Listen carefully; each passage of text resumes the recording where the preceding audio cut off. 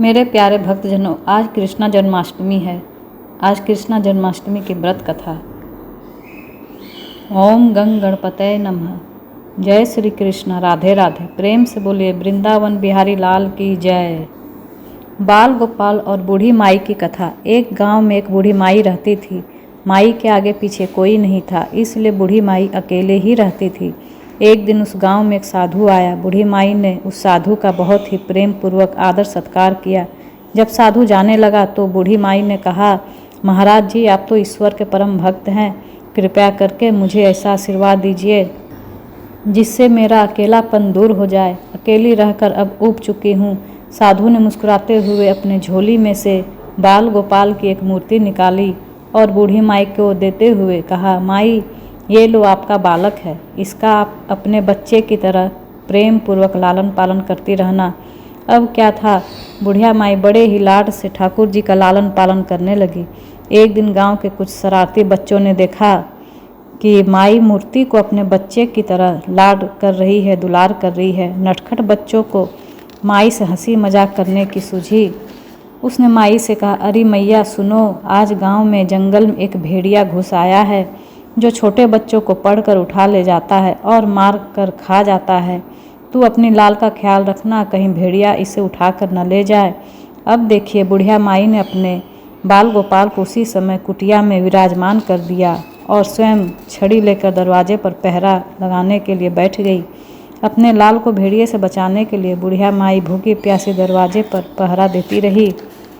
पहरे देते देते एक दिन बीता, फिर दूसरा दिन, फिर तीसरा, चौथा दिन और पांचवा दिन बीत गया। बुढ़िया माई 5 दिन और 5 रात लगातार बगैर पलके झपकाए भेड़िए से अपने बाल गोपाल की रक्षा के लिए पहरा देती रही। उस भोली भाली मैया का यह स्वभाव देखकर ठाकुर जी का हृदय प्रेम से भर गया। अब ठाकुर जी को मैया के प्रेम का प्रत्यक्ष रूप से आस्वादन करने की इच्छा हुई। भगवान बहुत ही सुंदर रूप धारण करके वस्त्र आभूषण से सुसज्जित होकर माई के पास आए। ठाकुर जी की पाँव की आहट सुनकर माई डर गई और कही, दुष्ट, भेड़िया तो नहीं आ गया मेरे लाल को उठाने? माई ने लाठी उठाई और भेड़िए को भगाने के लिए उठ खड़ी हुई। तब कृष्णा मुरारी ने कहा, मैया, मैं हूँ, मैं तेरा वही बालक हूँ जिसकी रक्षा तुम करती हो। माई ने कहा, क्या? चल हट, तेरे जैसे बहुत देखे हैं, तेरे जैसे सैकड़ों अपने लाल पर निछावर कर दूं। अब ऐसा मत कहियो, चल भाग जा यहाँ से। मैया के इस भाव और एक निष्ठा को देखकर बहुत ही प्रसन्न हो गए। ठाकुर जी मैया से बोले, अरे मैया, भोली मैया, मैं त्रिलोकीनाथ भगवान हूँ, मुझसे जो चाहो वर मांग लो, मैं तेरी भक्ति से प्रसन्न हूँ। बुढ़िया माई ने कहा कि भगवान आप हैं? मैं पहचान नहीं सकी। अच्छा, आप भगवान हैं तो मैं आपको 100 बार प्रणाम करती हूँ। कृपया कर मुझे इतना वरदान दीजिए कि मेरे प्यारे लाल को भेड़िया ना ले जाए। अब ठाकुर जी और भी ज़्यादा प्रसन्न होकर बोले, तो चल मैया, मैं तेरे लाल को और तुझे अपने निज धाम ले चलता हूँ, वहाँ भेड़िए का कोई भय नहीं है। इस तरह प्रभु बुढ़िया माई को अपने निज धाम ले गए।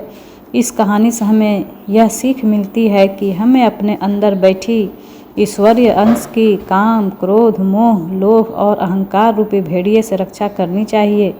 जब हम पूरी तरह से तन्मय होकर अपने पवित्रता और शांति की रक्षा करते हैं तो एक न एक दिन ईश्वर हमें दर्शन जरूर देते हैं।